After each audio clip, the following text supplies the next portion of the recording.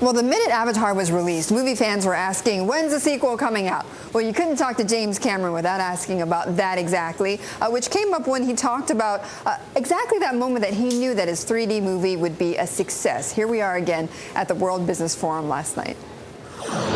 We were 3 years into three and a half years into the project before we saw our first finished shot of the CG characters. Which shot was that? It was actually one of the shots of Neytiri, the female character, drawing her bow and about to shoot the guy that she ultimately falls in love with and marries with her bow and arrow.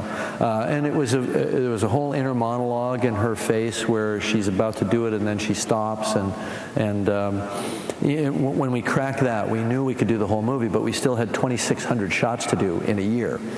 So it was the scalability, the rapidity, the volume, and so it really all became about process and pipeline for us, and scaling the whole thing up as rapidly as possible. But would you say that sort of, that growth, it's almost an exponential growth when it first starts out. Has that kind of ebbed now, or are we going to see exponential growth in this technology?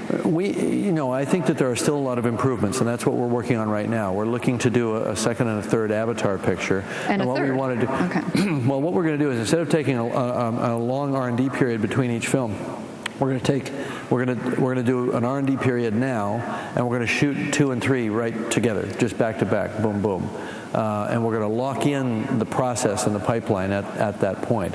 And then we'll release them probably a year apart to the market, so there isn't a qualitative difference that's discernible. So the next one's not going to take 4.5 years. The next one's going to be... The other thing is that we're also not having to start everything from scratch. So if we take a snapshot of the last few months of our production process and just clone that to the whole process for the 2 movies, we'd be fine. We're just doing some embellishments on that to make it even more efficient. We think we can do it probably in maybe half the time.